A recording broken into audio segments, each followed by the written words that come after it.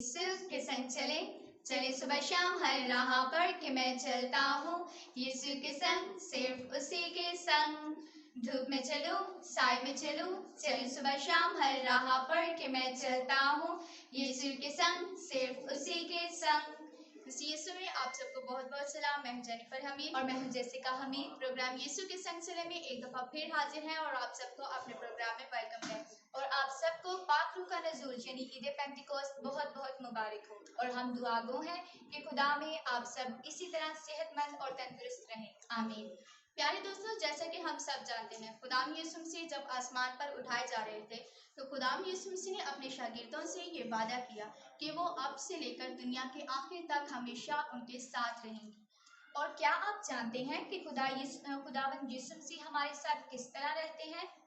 जी हाँ, आप सही सोच रहे हैं। खुदा बाप और खुदा बेटा हमारे साथ अपने पाक रूह की सूरत में हर वक्त, हर लम्हा, हर घड़ी साथ रहते हैं और कभी हमें तन्हा नहीं छोड़ते हैं। और ईद पेंटिकोस्ट के दिन पाक रूह का नज़ूल आग की सूरत में हुआ। दोस्तों, आज हम सीखेंगे ईद पेंटिकोस्ट के बारे में। अगर इस बारे में आप कलाम मुकद्दस में से पढ़ना चाहते हैं तो आप पढ़ सकते हैं मुकद्दस रसूलों के अमाल, उसका 2 बाब, उसकी पहली आयत से। लिखा है, जब ईद पेंटिकोस्ट का दिन आया तो वो सब एक जगह जमा थे और यकायक आसमान से एक आवाज आई जो जोर की आंधी के सन्नाटे जैसी थी और उन सब ने आग की शोला किसी फटती हुई जुबानें देखी और वो जुबानें उनमें से हर एक पर आकर ठहर गई और वो सब रूह कुद्दस से भर गए और वो सब गैर जुबानें बोलने लगे। सबसे पहले हम जानेंगे कि ईद पेंटिकोस्ट के दिन ही पाक रूह का नज़ूल क्यों हुआ। दोस्तों, जैसे कि हम सब जानते हैं, ईद पेंटिकोस्ट यहूदियों के मुकद्दस त्योहारों में से एक मुकद्दस त्यौहार है जिसमें यरूशलेम में दुनिया भर के तमाम ज़ायरीन जमा होते और इस ईद पेंटिकोस्ट को फसल की कटाई की ईद भी कहा जाता है। तो अगर हम गौर करें और देखें तो ईद पेंटिकोस्ट के दिन जब पाक रूह का नज़ूल हुआ तो ईद पेंटिकोस्ट के दिन ही खुदा की बादशाही के लिए 3000 लोगों के फसल की कटाई की गई और उन्हें हमेशा की जिंदगी बख्श दी गई।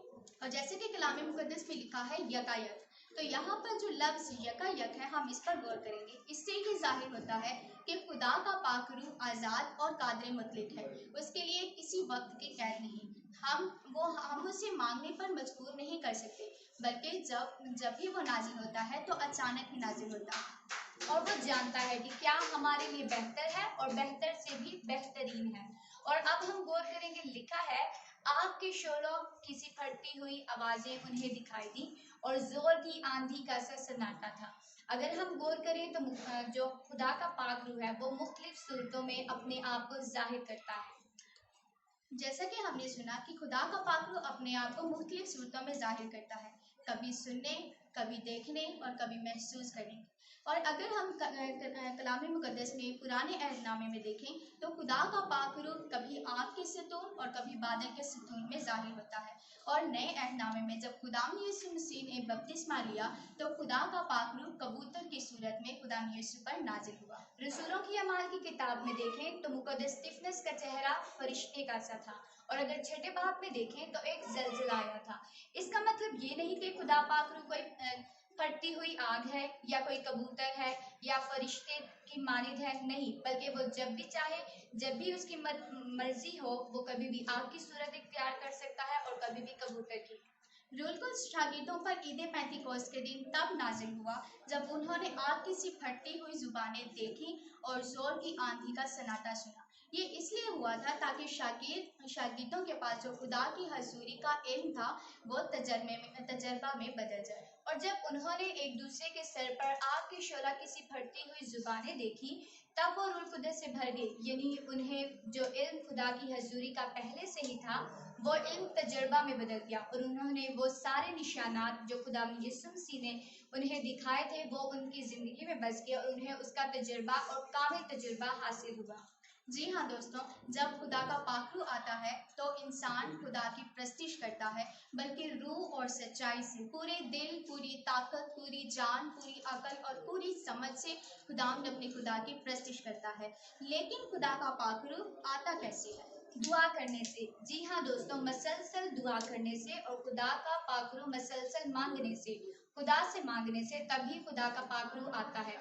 जब उसकी मर्जी होगी, जब उसे पसंद आएगा तभी वो आएगा, और वो किसी सूरत में भी आ सकता है, जिस तरह शागिर्दों के साथ हुआ। यानी जब खुदा का पाकरू शागिर्दों पर नाजिल हुआ तो शागिर्द पाकरू से मामूर होकर खुदावंद अपने जिंदा खुदा की प्रस्तिश करने लगे और उनमें दिलेरी आ गई, और पाकरू से भरने के बाद वो प्रस्तिश करने लगे, सिताइश करने लगे।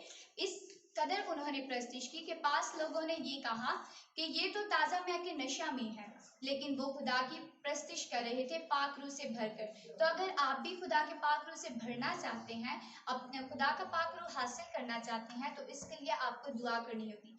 याद रखें, खुदा चाहता है कि हम में से हर कोई खुदा का पाक रूह हासिल करे और हम पूरे रूह, पूरी सच्चाई से, पूरी ईमानदारी से, मोहब्बत से, नेकी से, इत्मीनान से, तहम्मुल से खुदा की प्रस्तिश करें। तो प्यारे दोस्तों, बिला नागा दुआ करें, खुदा के कलाम को पढ़ें, पाक रूह से मामूल होकर यीशु के संग चलते रहें। तो आइए बढ़ते हैं आज की गीत की तरफ, जिसमें हम खुदा के पाक रूह को अपनी जिंदगियों में मांगेंगे।